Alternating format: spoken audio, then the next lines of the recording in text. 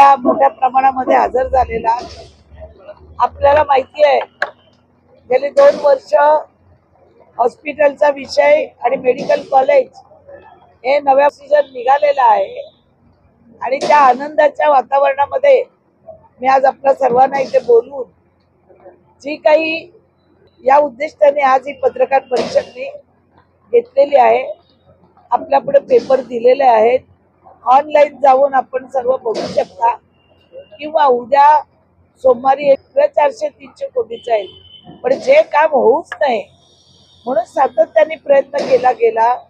ते काम आज झाल्यानंतर अनेकांच्या भुया उंचावलेल्या आहेत, अनेकांना आश्चर्याचा धक्का बसलेला आहे की आम्ही इतका विरोध करून सुद्धा हे काम स्टँडर्ड प्रोसिजर कसं काय होऊन लोकांपुढे आलेलं आहे।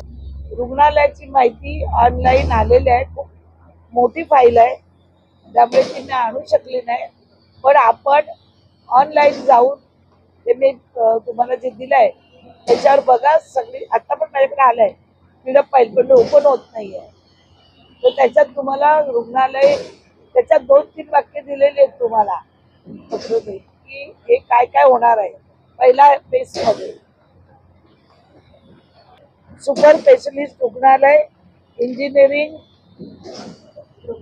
प्रोक्युरमेंट अँड कन्स्ट्रक्शन मोड, त्याला आता एवढे दिलेले आहेत, सगळं आर्किटेक्ट वगैरे सगळे नेमून झालेले आहेत, सगळं झालेलं आहे आणि हे ऑनलाईन आलेलं आहे। सोमवारी ते लोकांसाठी ओपन होईल। माझ्याकडे आता पीडीएफ फाईल पण आहे, पण मी माझ्या ह्याच्यात ॲप नसल्यामुळे मोबाईलमुळे मी आता हेमंतला पण दिलेलं आहे, जर कोणाला बघायचं झालं तर हेमंत तुम्हाला देऊ शकतो। नव्या मुंबईचं कोविड काळामध्ये आपण पाहिलं की लोक किती परेशान होते, आपणही होतात, आम्ही होतो। कोविड काळामध्ये लोकांना हॉस्पिटलची जागा मिळत नव्हती, व्हेंटिलेटर मिळत नव्हतं, ऑक्सिजन मिळत नव्हतं।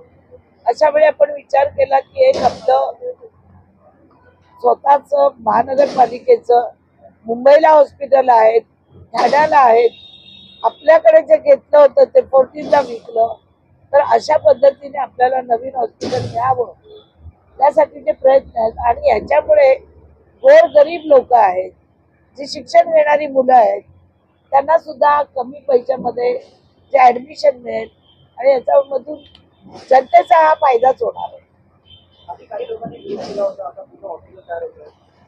ज्यांनी विरोध केला होता तेच आता निवडणुकीला उतरलेत, त्यांनी या मुद्द्यावर विश्लेषण करावं। तुम्हाला हॉस्पिटल नको होतं, तुम्हाला खेळाचं मैदान पाहिजे होतं, खेळाचं मैदान पण मीच दिलं होतं, पण ज्यावेळी त्या खेळाच्या मैदानावर कमर्शियल लोकांना भाड्या तत्वावर वर्षासाठी द्यायला लागलं, त्यावेळी आम्ही विचार केला की गावाला जो प्लॉट पाहिजे तो सिडको द्यायला तयार आहे।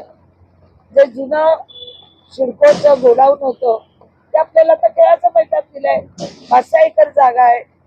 घनसोलीला 20 वर्ष फोर्टीज वाले खेळ खेळायचे क्रिकेटचे आणि त्याच्यानंतर ते अचानक एका बिल्डरला विकलं गेलं।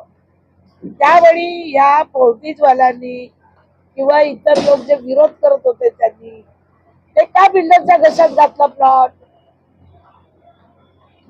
का बिल्डरला तो प्लॉट दिला, तेव्हा का विरोध नाही केला। इथे मी काम करते म्हणून विरोधाला विरोध, पण आज किती जरी विरोध झाला तरी हे काम मी करून आणलेलं आहे। लोकांना, गरीब लोकांना याच्यातून फार मोठा दिलासा मिळणार आहे। टमाटे, कांदे, बटाटे वाटून लोकांची पोटं भरत नाही, तर मेडिकल कॉलेज असेल किंवा एज्युकेशन असेल, काही काल कोणतरी बोललं की त्यांना पुस्तकातलं एज्युकेशनचं काय नॉलेज। गौरव कला केंद्र पहिला सेंटर लायब्ररी मीच आणली नव्या मुंबईत।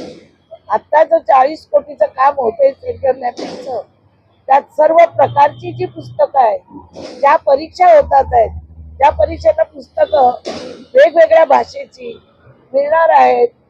काही लोक बोलतात कुसुमाग्रज किंवा पु ल देशपांडे, मी त्याच्या पलीकडची नावं घेते ना, शिवाजी साटम आहे, बाबूराव अंधाडकर आहेत, अनेक कवी आहेत, तुमचे माधव ना एका मागे त्यांच्याकडे चोरी झाली, त्यांच्या काळात शरद पवार बरोबर असतात, त्यांच्या किती वेळा मी कार्यक्रमाला गेले.